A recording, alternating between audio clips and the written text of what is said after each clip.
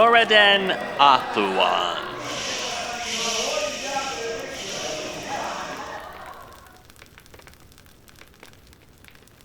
Historians still seek to find out more about the mer whose actions ended the Fourth Era.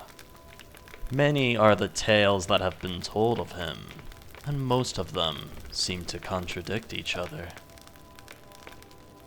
Most know him as the fabled Dragonborn of the Fourth Era, the savior of all Nirn, the mer who restored the lost dragon blood of the Septim line of emperors to all Mandus. Some insist that he was a cunning thief. More insist that he was a warrior without compare. Still, others argue that he was a mage of unrivaled power.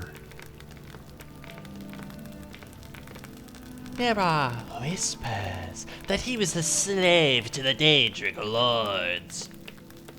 Some even claim, in tales told in the darkest corners of Skyrim, that he was a vampire lord.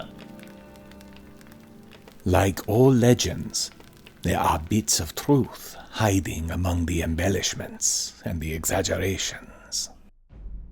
No single telling of the legend matches any others.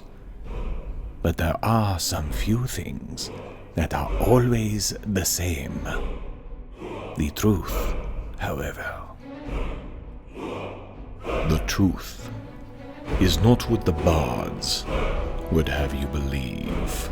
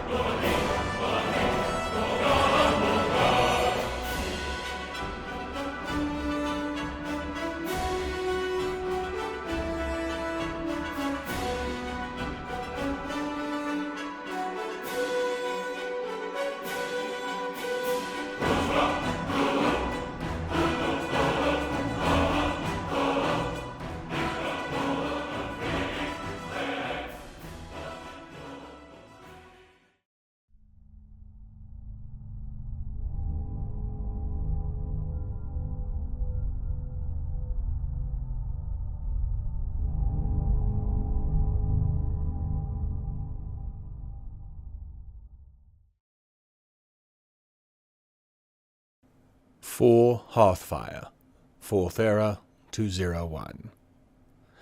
I woke with the sun's rising, took a bit to eat and otherwise refresh myself, and then made the trip up to Dragon's Reach to deliver the stone to Farengar. I arrived in the middle of a conversation with a woman who seemed careful to keep her face hidden, which I found odd. Even more odd was the conversation itself, which revolved around the dragons. That of itself was not surprising. It was more the unspoken subtexts of the conversation. This visitor, whoever she is, was identified only as the one who provided the information on the Dragonstone's location. Her contributions to the conversation were intense, straight to the point, as if dragons were singularly important to her for some reason. Though there were mentions of her employers, I get the distinct impression that they are a fiction, and it is she alone who has this intense interest. I might go so far as to call it an obsession. And she's clearly keen to keep her name and face out of the public, given that as soon as Farengar started speaking to me, she quietly left the room. Something about her voice seems familiar as well, though I can't place it. With her departure, however, and the stone turned over to Farengar, I am hoping that my contributions to this dragon business are completed, and that the Jarl will be willing to discuss the coming war. Before I could approach the Jarl, the entire situation changed. Irilith, the Jarl's housecarl, bolted into the room, summoning Farengar to an immediate meeting with the Jarl. Once she saw me, she included me in the emergency meeting as well. A dragon, had been sighted. Once we were with the Jarl, we all heard the eyewitness report. A guard from the Whiterun Western Watchtower. Though the dragon had not attacked at the time the guard had run to the city, there was no question of what he had seen. The terror in his voice was unmistakable. The Jarl has ordered Irilith to go to the tower with the guard, and I was asked to go with them. Though I don't have any more experience in dealing with the dragon than they do, I can serve as the Empire's eyes and ears to the event, and provide what assistance I can. Dragons. Reading that they'd returned was one thing, but now it seems I am going to see one far more up close and personal than I had ever dreamed or feared. The group I was accompanying didn't number many. Irileth, 4 of the guard, and myself. A small number against such a large creature, but it was all we had. The Jarl had made it clear when we left that this wasn't a death or glory mission, that he wanted information more than anything else. That at least gives us the option of retreating if we need to. Irileth's briefing of the troops was, as expected, far longer on spirit bolstering than it was on information, given we had little enough of it. In short, we go to the tower, see what's what, then get back with as much information as we can. If the dragon shows and attacks, we do what we can. Irileth may be Dunmer, but she clearly knows the Nord mentality, as she appealed to their love of battle, their drive to seek glory.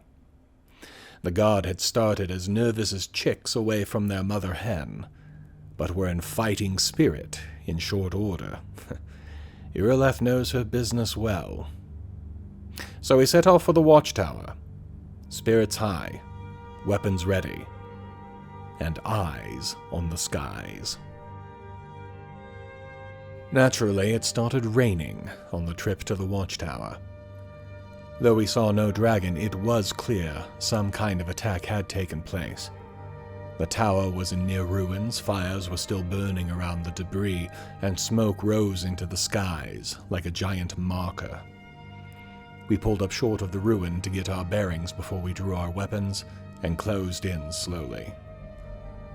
She never said it, but I knew we were looking for survivors, and not expecting to find any. To our surprise, there was one, and given he had just survived a dragon attack, he might be forgiven a bit of his panic, as he charged from the ruins and told us to run, to flee, before the beast returned. We didn't have that kind of time. Even as the warning was shouted, it came gliding down the slopes from the direction of Bleak Falls Barrow, like some ancient harbinger of doom, its wings outspread and barely moving as it closed on us with speed the likes of which I can scarce describe. I could see birds and other wildlife fleeing before it. Though they'd never seen this creature before, they knew a predator when they saw one. They were the lucky ones who could escape. We never had the chance to try. And so we spread out, readied our weapons, and prepared to fight. It felt like hours. It was likely only tens of minutes. When it was in the air, it was hard as anything to hit it with arrow fire. When it was on the ground, it was all but impossible to get near because of tooth, claw, and flame. That said,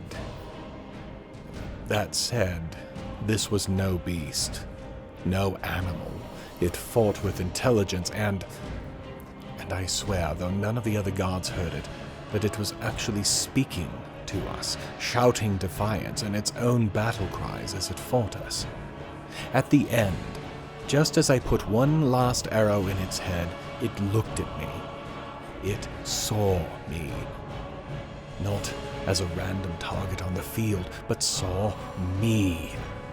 And I saw fear in its eyes as it died. The last thing I heard from it before it fell silent and still was in common. though I didn't understand its meaning. Dovahkiin. No. I approached the corpse as the others did, curious to see the creature up close. I noticed we were one shy of our original complement, meaning that some of us died to bring this thing down, and I think we all wanted to know if the cost of it had been worth it. From what I saw, I'd say it was, but that assumes this wasn't a weak example of its kind. If this were a strong one, or an average one even, then perhaps these beasts weren't the frightening creatures told of in legends. Then again, maybe it just had a really bad day. As I approached it, however, it happened again. The same chanting voices I heard at the two walls where I had suddenly learned a word in some ancient language. There was no one word this time, just a huge number of different words and phrases passing around through the air. It was disorienting, even more so when, in desperation, I pulled one of those many phrases from the air, something I recognized, and mentally grabbed hold of it. As soon as I did, the entire beast caught flame, and I could feel something flowing from it to me. I don't know what it was, or what it means, but when I was able to focus around me again, the guards were staring at me in disbelief. One word was spoken in a near whisper, sparking debate and argument. Dragonborn. Irilith was the most level-headed of the bunch, and it was she who finally put an end to the discussion. As she put it, there was a dead dragon here, and that was something anyone could understand. We didn't need to bring myth and legend into it, try to make the event into something larger than it actually was. I like her. Maybe in 100 years or so, when I'm fully established, I might have to look her up. See if she might be interested in getting to know each other a bit better. But not now. The guard collected the remains of those who had fallen and began the trek back to Whiterun. Me, I lagged behind, for I was curious. I had to know. Something had clearly happened to me, and I needed to know if what the gods had guessed was true, that I could shout as the dragons do. I certainly saw what this one was able to do by shouting at us, and it was very similar to what I had seen the Draugr in Bleak Falls do yesterday. So, when they were well ahead of me and could no longer hear me, I tried it. I shouted the word that I had learned from the wall the day before, the word I had pulled from the confusing cacophony of noises that had just surrounded me. Though none of the guard ahead of me noticed it, when I shouted the word force, I could feel and see a wave of power run ahead of me, pushing small animals to the side and flattening plants. It was true. I was able to shout, as the Nords had guessed would be the case. The question now was what I was to do with it, or about it. I thought about it for a short time as I made my way back to Whiterun, and had decided to keep quiet about it, to stay with my plans to kill Ulfric with the Legion. I had no need, no desire, to be anything more than the one who finally put a blade in the Jarl's stomach. And though this kind of power might be useful, it was also something I could barely control or use. I could easily be more dangerous to myself than to the Stormcloaks. Best to leave it be. After all, who could possibly train me in this if it was the first time it had happened in, well, at least the Dragon Wars millennia ago? As I made the turn from the main road up to Whiterun, however, any choice I had to possibly keep the whole thing quiet vanished in a shout, a giant shout that rocked the very ground, echoing from the great mount that lay nearby, the tallest mountain in Tamriel, the throat of the world. Only a single word was shouted, but there was no way anybody missed it, which means that people will start asking questions soon, and those who are at the fight will know who they were calling to. Dovahkiin. My entry to the city came with little fanfare, though I was given direction from the gate guards to report to the Jarl. No surprise. I imagine that Irilith left those orders on her way in, knowing that I would be wanted. I merely nodded my acceptance and was heading to Dragon's Reach when my passage was blocked by an argument between the Whiterun guard and what looked like a pair of Alakir warriors. We know the stories, of course, honorable warriors of Hammerfell.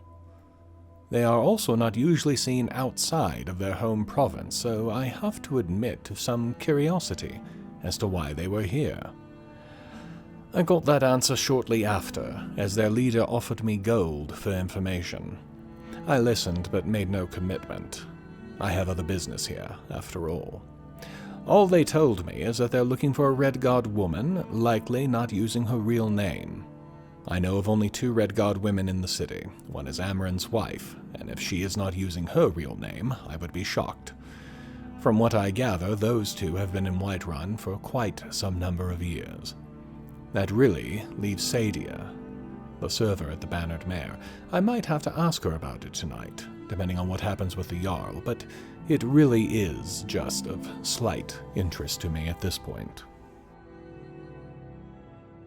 I was rushed before the Jarl, and all but forced to admit to being Dragonborn. As I expected, they had heard the vast shout from the top of the mountain, and in the course of the discussion, I learned a great deal. First, nothing like this has happened since Talos of Atmora. Tiber Septim was summoned before he became the first emperor. That was august company. Not that I think I'll ever become a divine, of course, but still, to be in that kind of company is no small thing. Second, the Greybeards, those who live on the mountain, are the ones best qualified to train me to use what they call the voice. This, apparently, is also called shouting, and in that moment I made a connection. Ulfric, it was said, shouted the High King to death in their duel. Ulfric may have this same ability, which makes me more inclined to look into this matter. On the other hand, how long would it take to train this ability? No. I must push on with the path I've chosen. Ulfric must die, and this coming war is the best and most certain way to ensure that it happens. I am no Nord legend made flesh, despite the way I am being treated. Then the Jarl did something I'd not expected, and named me Thane of Whiterun, along with all the rights that go with it, including a new housecarl. As a representative of the Legion, he could ignore me, but now that I've basically been named local nobility, he has to at least listen, which means now is the time to push, to get an answer to the General's missive. Finally! It took some discussion and debate, but the Jarl is taking action. He hadn't been wasting time while we were dealing with the dragon situation. Jarl Balgruf had been studying the contents of the General's letter and its claims. Now, with the dragon situation seemingly dealt with, he has made his decision. Though he is sending a letter to the General to make clear his conditions, the Legion will be allowed into Whiterun. In the meantime, I have been sent with a message to the Jarl of Eastmarch. I don't fully understand the message, but I understood enough. I am to deliver Balgruf's axe to Ulfric. If he keeps it, then Whiterun will remain neutral and not interfere. There will be peace between Balgruf and Ulfric. If it is returned, however, oh, how I hope it is returned. I did not think I would return to Windhelm alone, without an army at my back, but under the flag of parley from Whiterun. I have at least a chance to get some idea of how things stand in the city before the war begins. And I do believe it is actually about to begin at last. My new housecarl met me at the door of Dragon's Reach. She is many things. Honest to a fault would be the first thing, direct to the point, and very clear about her opinions and beliefs. If being Dragonborn put me in high company, being a Thane of Whiterun is about the opposite, where once it was a title bestowed on people believed to be heroes. Well, I've met the other Thanes, as it turns out. One with muscles bigger than his brains, one with ego bigger than the throat of the world, and two who are ready to kill each other over siding in the upcoming war, as well as their own personal vendettas. Not exactly exalted company. Lydia's made it clear that she finds it hard to believe I will be any better, not some nameless drifter who came in out of nowhere and out of a fight that 5 of her friends died in, that being the fight against the dragon. She knew many of those who were at the tower when it was attacked. So the air is clear between us. I have no property in the city, but I have promised her to try to live up to her expectations. She was, well, optimistic would be overly hopeful, but she didn't seem like she was ready to ignore my word either. Once the war is over, perhaps I'll be able to make a believer out of her. Or at least have a somewhat less hostile relationship. In the meantime, to the mare and a night of sleep before going into the proverbial dragon's den. It is time to return to Windhelm. 5 Hearthfire, 4th Era, 201. The sky was on fire when I left the Bannered Mare the next morning. Not really, of course, but the effect was much the same. Fire has always been the element that represented change. The thing about change that many miss, though, change is neither good nor bad. It simply is. Given the things that have happened in the last few days, change certainly seems appropriate, however. I have a power that none in Tamriel appears to have had in millennia. Dragons have returned to Skyrim. And of course, Skyrim is about to be bathed in the cleansing fires of war. Perhaps omens are a thing after all. Or perhaps, just maybe, it's just a pretty sky. A few hours short of Windhelm, I ran across something unexpected and ominous. There is, somewhere ahead of me, a Stormcloak patrol. I realized this some hours ago and have stayed plenty back from them. I noticed also, some bit ago, that there was some kind of dust-up, but since it quickly died off, I paid it little mind. Until now. I found one of the patrol dead, along with another body. I had not seen armor like this before, but a quick search of the body told me all I needed to know. An assassin of the Dark Brotherhood. I thought they were all but extinct, personally, but apparently they still live on. That was the first discovery, but the second was far more chilling to me personally.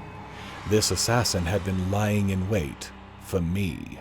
Specifically. Somebody wants me dead. I can't imagine who it would be. The Stormcloaks barely know me from any other Legion member. The people of Whiterun more or less love me, in their own way, and I can't think of anyone else I have offended. No matter. Someone performed the sacrament and named me the target. I must forever be cautious now. As if I weren't nervous enough walking into Windhelm. My first view of Windhelm in over 2 weeks was chilling. I left there a beggar, with barely even cloth on my body. Today I return as a Thane of Whiterun, a member of the Imperial Legions, and, most importantly to my visit, spokesman for the Jarl of Whiterun. So much has changed, and yet the one thing that must change still has not. Soon, however. I will have to be very aware of my feelings while I am in the city. When I speak to the Jarl, I must keep my need to kill him in check. Alone I will not succeed. With the Legion at my back, eventually I will. Once my business with the Jarl is done, assuming they don't toss me out of the city, I will check in with my friends in the Grey Quarter, see how things fare there. I'm not expecting it has gotten any better, of course, but I should at least show them that I am working towards a better future for all of us. I was about to enter the Palace of the Kings, Ulfric's lair, when I spotted someone I had heard of, but never had the chance to meet. By reputation, he is one of the Nords of Windhelm who is a genuine, decent person, one who doesn't look upon the non-Nords of the city as a pestilence. To be honest, I'd almost believed him to be a myth. Brunwulf Freewinter, a veteran of the Great War and one of the few to think differently than Ulfric in this city. Obviously, he didn't know me to be a native of this city as we talked, but he confirmed pretty much everything I'd ever thought about Ulfric. Attack something Nord and Ulfric will be the first to sound the horns. Anyone else, though? Silence and willful ignorance. Even if it is the Nords who suffer on occasion, unless a threat directly attacks his own people, he won't lift a finger. Which is why I feel the need now to deal with a small matter, a group of bandits in the nearby hills that Freewinter has posted a bounty on. Ulfric will not lift a finger to help his city? Fine, I will. If only to prove to the others in the city that the dunmeri, any non-Nord, have worth and can protect their homes. Who can say if I'll ever collect that bounty, but I am willing to clear them out anyhow on the way back to Whiterun, even if it does add time to the return trip. The meeting with Jarl Ulfric Stormcloak of Eastmarch was very brief and very to the point. I announced that I was delivering a message on behalf of the Jarl of Whiterun, and when I did, I could almost see his eyes light up with excitement. That light quickly died when I handed him Jarl Balgruf's axe. He took it carefully, weighing it in his hands, his face thoughtful. He thanked me, calling me brave for delivering such a message. I suddenly recalled the phrase, shooting the messenger, and wondered if I was about to see the origin of the phrase firsthand. Fortunately, that didn't seem to be his intentions. Instead, after weighing the axe and staring at it a few moments longer, he held it out back to me. I was welcome to remain for the night, but I was instructed to return the axe to its owner. And I was further advised that Whiterun should prepare for visitors soon. The Jarl offered the opinion that things were going to be rather exciting in Whiterun. I got his meaning. I took back the axe, returning it to my belt loop, and then gave a small head nod. I had to again restrain myself from taking action. I was so close to the man, I could smell his breath. But no, not yet. Not now. Not when it could change nothing. I left the palace. Rather than stick around tonight, I will start the trip back immediately. I still plan to deal with that bandit group Freewinter mentioned in passing, but I cannot wait the night to begin the return. If Stormcloak says soon, I think the armies of the Stormcloaks could be in Whiterun in less than a week. Night fell some hours after I left Windhelm behind me, walking the same path I did when I left originally. Looking to the sky, it was again on fire, and I recalled my thoughts from this morning. Change is coming. This was always going to be true. The war would happen, no matter if I had been involved or not. I knew this. And yet I had to wonder if it would have happened so soon, so quickly, had I not been involved. How many people were about to die for this? They would think they were dying either to protect their heritage if they were Stormcloaks, or to protect the Empire if they were not. They could believe what they wished. In my mind, they were all about to die to ensure that Ulfric left this world as quickly as possible. I wasn't sure what that toll would be, and perhaps this was when I began to realize the price I was willing to pay for my revenge. This was when I realized that, quite simply, I didn't care how many died. I cared only that I succeeded in killing Ulfric. I cared only that I had my revenge.